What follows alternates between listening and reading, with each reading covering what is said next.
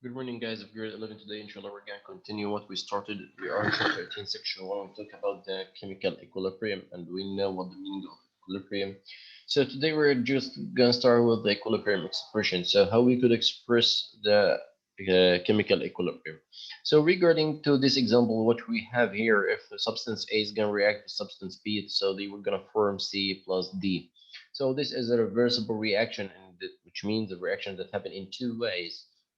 So if we just need to analyze the situation here and how this reaction works, so we are just gonna make this graph that represent the concentration of the substance A and B and the substance C and D over the time.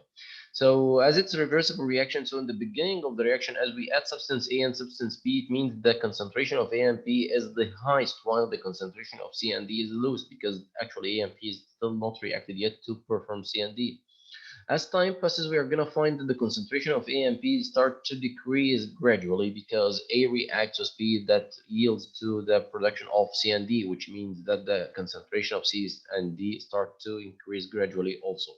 So the concentration of A and B and keep decreasing while the concentration of C and D is going to increase until certain point in which the equilibrium is reached or the equilibrium is established. That means the rate in which the AB gonna change into CD equal the same rate that the CD will change into AB.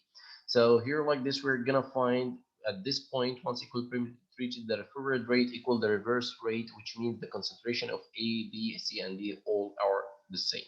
So here like this, okay, or that's constant, okay, they not change. That's here the idea of equilibrium or how the equilibrium actually happen. Okay, of course the rate changes regarding to the type of the reaction, but generally, okay, we could find that in the beginning of the reaction the forward rate always have, or the forward reaction somehow has a rate more than the reversible reaction until, okay, the concentration, or until the equilibrium is reached. Okay, in that case, okay, we were gonna find that the two rates are working in the same way.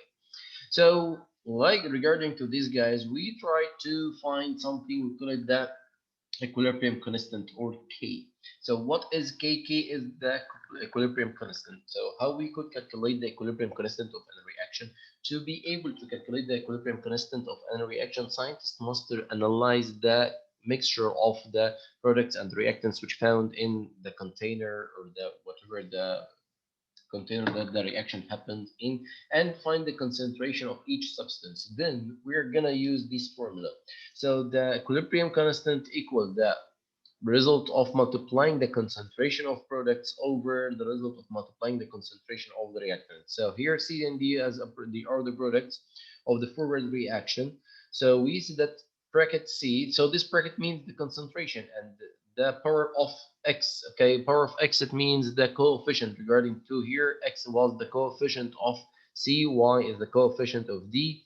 So here like this, we said that the concentration of C powered by the coefficient regarding to the balanced chemical equation, multiply the concentration of D powered by the coefficient of D regarding to the balanced chemical equation. All this is divided by the concentration of A, that are the reactants of the forward reaction, powered by N, which is the coefficient regarding to the balanced chemical equation, multiply the concentration of P powered of M, also the coefficient regarding to the balanced chemical equation.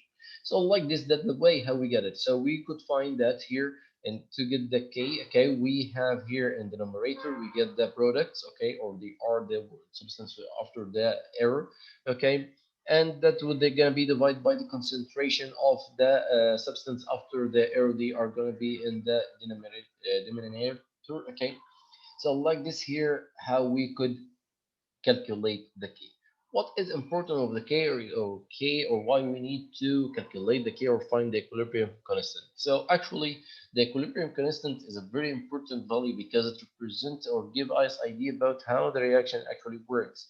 So for example, after calculating the K, and we find that the value of K is small, okay, which means once it's small, that means the forward reaction, or the rate of the forward reaction occurs only, okay, very slightly before the equilibrium starts. That means just or just few concentrations are enough to make the reversible reaction works. Or that means it takes just short time to produce the products which they are going to react easily to start the reversible reaction. While the large value of k, if we calculate k and find it's a huge, a big number, so it indicates that the original reaction or the forward reaction, it takes more time or it runs for a long time until it produces a lot or enough amount of the products to start the reverse reaction. Okay, so like this, the k value represent or give idea about how the rate of the forward and the reverse reaction actually happen. Okay, so we find that also only in this concentration of substance that can actually change are included in K. So it means that the pure solids and liquids are omitted because their concentration cannot change. Okay. So here that means K just happen in case, or we could calculate using K just in case of the reversible reaction, which substances could react in two directions. So finally here, as this, if we read this part together, guys, we said that in general, okay, the equilibrium constant K is a ratio or mathematical product of the concentration of substance formed at equilibrium to the mathematical product of a concentration of reacting substance. Each concentration is raised to the power of equal to the coefficient of that substance in the chemical equation. The equation for K is sometimes referred as the chemical equilibrium expression. Okay, so that's how, or that what is the chemical equilibrium expression, or how we could express a chemical equilibrium. That leads us to a practical experiment here that we're going to find reaction between hydrogen and iodine to form hydrogen iodide. So actually this experiment is very nice because it represents the idea of equilibrium clearly. Okay, so actually the idea here that we're going to get iodine gas that is going to react with hydrogen gas to produce hydrogen iodide. So you could observe the change of this experiment because iodine already have this purple color or violet color. So suppose if we just started, as you can see here in the tube that filled completely by helium, and then we start to add, sorry, by hydrogen, and then we added the purple iodine to the tube. Suppose that purple is gonna, this purple color slightly will change into colorless and completely the tube turn to be colorless once, okay, the hydrogen iodide is formed. But practically the color of purple or the purple color never vanished. Okay, it's always just changed or start to dimension the gradually, and then okay they have a constant, okay, degree of color, or they start have some shade of that color but never turn to colors. Why? Because simply in the beginning here, the tube is completely filled by hydrogen and iodine, so the iodine color is represented. But after a while, the iodine start to react with hydrogen that create hydrogen iodide, which somehow colorless. But still, we still have amount of iodine found. That's why we have this that shade or that fade purple or violet color.